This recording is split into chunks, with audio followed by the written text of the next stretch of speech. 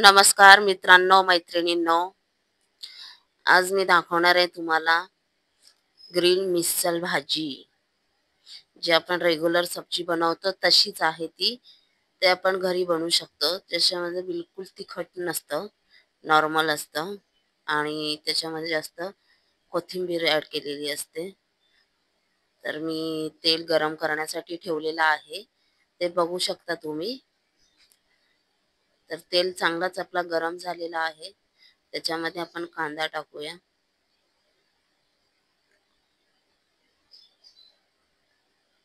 कारण तेल चांगलं गरम झाल्याच्या नंतर कांदा मस्त लाल भाजतो आणि लाल लाल होतो.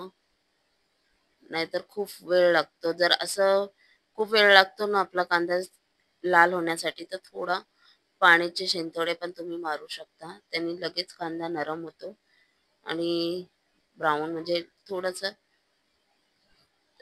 लालसर व्हायला सुरुवात होते. आपला मस्तपैकी कांदा फ्राय होत आहे.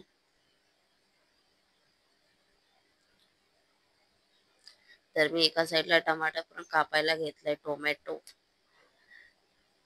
टोमॅटो जास्त नाही, एकच टाकायचं त्याच्यामध्ये. म्हणजे जसं जसं आपला परिवार मोठा असतो त्या हिशोबाने तुम्ही ते टाकू शकता. कारण भाजी जास्त असल्यामुळं आपण बनवू शकतो त्या हिशोबाने. तर मी जास्त एकच टमाटर टाकते. तुम्ही बघू शकता. पण मी ऑलरेडी सगळ्या वस्तू घेऊन ठेवू शकत नाही. कारण माझं किचन छोटं असल्यामुळं मला नाही जमत तिथे सगळ्या वस्तू ठेवण्यासाठी. म्हणून मी सगळं तिथल्या तिथेच रेडी करते.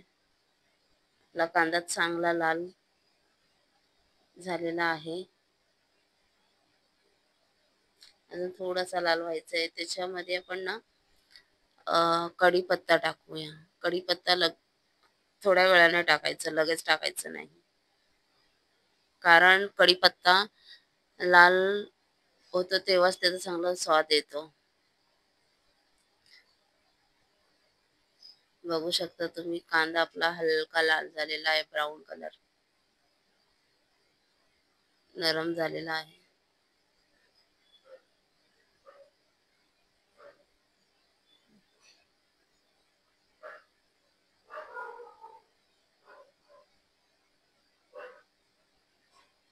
चांगला लाल झालेला आहे, ब्राऊन बघू शकता तुम्ही.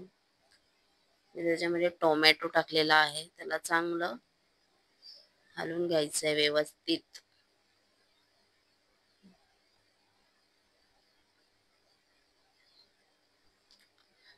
ऍक्च्युली माझी तब्येत ठीक नसल्यामुळं माझा आवाज असा आहे, थोडं समजून घ्या.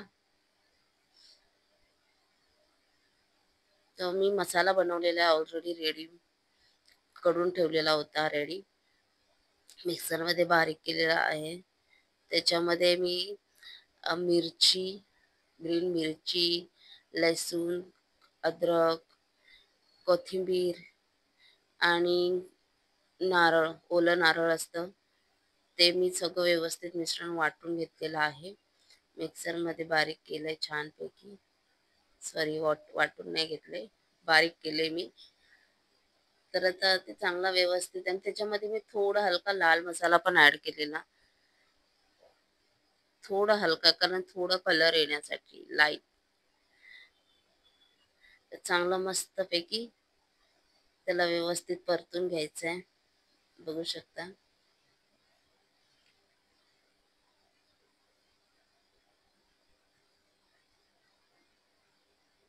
चांगलं मिसळून व्यवस्थित घ्यायचं त्याला. बघा, तो पण व्यवस्थित लाल लाल झालेला आहे. त्याच्यामध्ये मी मूग, मटकी,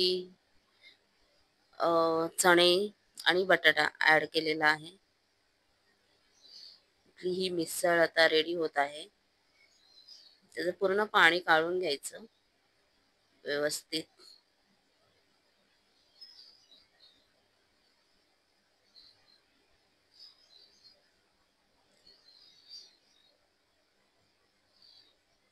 व्यवस्थित परतून घ्यायचं छानपैकी.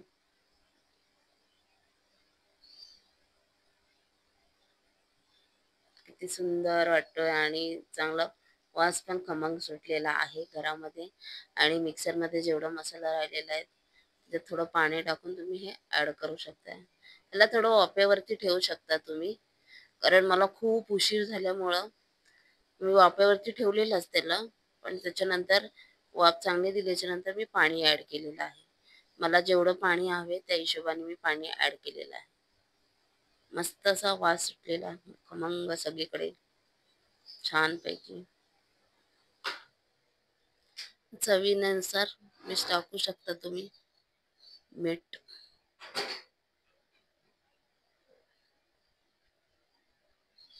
बघा कसा मस्तपैकी उकळी आलेली आहे आपल्या ग्रीन मिसळ भाजीला.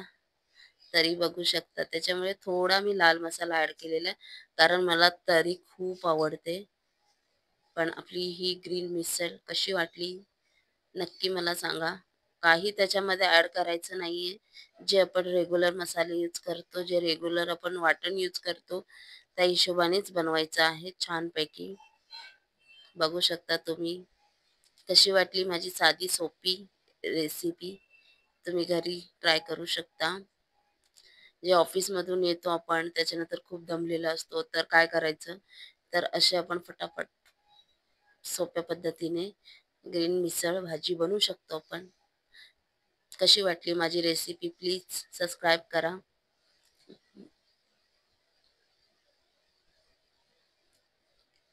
बघा मस्तपैकी उकळी आलेली आहे छानपैकी, खुशबू सगळीकडे.